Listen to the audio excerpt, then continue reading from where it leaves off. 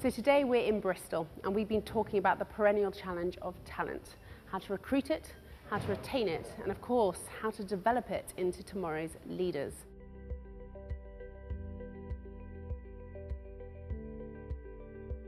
In terms of actual retention, we're pretty good. I mean, the average tenure of our business is kind of 2 years, something like that. I think it helps that we're based in Bournemouth.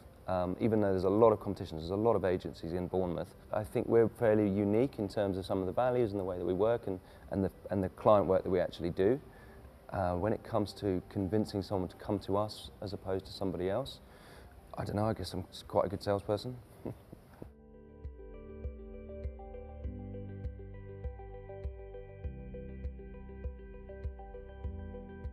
Accountability is a massive one. I think kind of pride in what you're doing, pride in the company you work for, and accountability for your work is something that we really try to instill. It's not necessarily something that you can teach somebody, so it's definitely one of the values that we look for.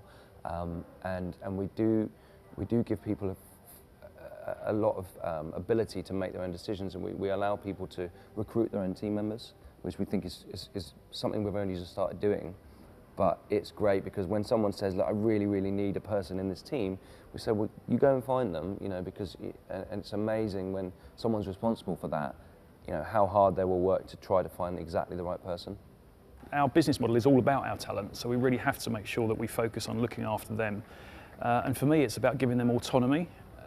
It's a trusting relationship and trying to get an environment where they can be autonomous and can do the right thing.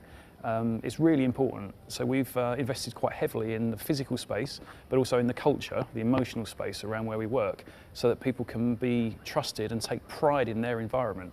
And if they take pride in it, then they can be autonomous because they look after it and they nurture it together.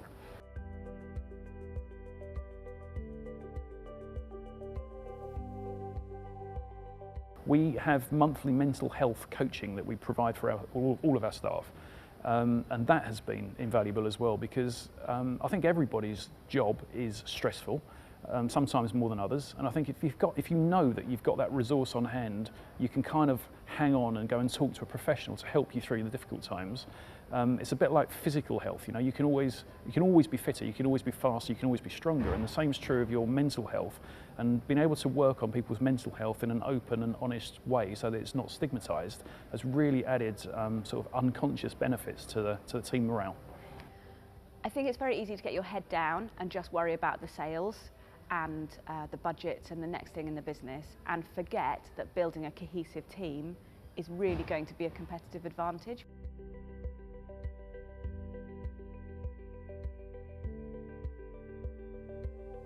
With a management team, first of all, it's really important to have a clearly defined vision and know where the business is going. And then behind that, you have to have a competent and cohesive management team that can come together to do the job. So there are 5 things that they need, and if you imagine it's a pyramid, this is all from Patrick Lencioni's work. So the bottom of the pyramid is about building trust. The next level is about sensibly managing conflict. Then it's about committing to a decision and what you're going to do next. Then it's about being accountable around those things that you've decided. And at the top, it's about driving for results, which is probably the best bit from an entrepreneur's point of view, but you've got to have a basis for it to get there. Well, having a cohesive senior management team allows you to make better decisions, to make them faster, and then means you don't have somebody at the back who's trying to pull everything back and change direction and take things off course. So it really does let you go faster. It is interesting because when you start off quite small, you're growing a team, you get to a stage where it's very difficult to manage.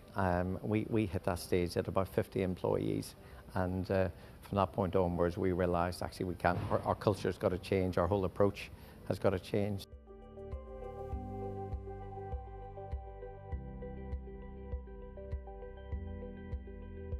I realised quite early on that for us, I've developed our team, so we haven't really brought in any external leaders into the business. We have homegrown all our guys, and it's tricky because they haven't necessarily got the skill sets, they haven't necessarily got the experience. So for me in the early days, we spent a lot of time together, and I think going back to comments earlier, really, if everybody's on the same mission, then it works a lot better. I think it comes down to now knowing what you want as the owner of a business, and then knowing what your employees want. And don't give them what you think they want.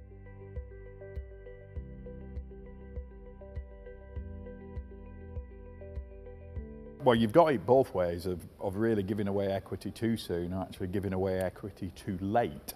And when you maybe first started to think about it and the market value of your business and of those shares was far lower, if you leave it 1 or 2 years or 3 years, whatever it happens to be, suddenly your company's worth far more, and it's not got the same, you know, advantages and everything. What you've got to work out is what's going to happen to those shares, if you're given them, or to the options when you come to sell it. Does somebody want to buy a business which has got X number of other shareholders, albeit minority shareholders, actually in there? Which is why things like EMI schemes are often tied into an exit. So you only exercise the shares when you exit, and you usually sell the shares immediately and get the money back in a very tax efficient way. So you have to plan ahead.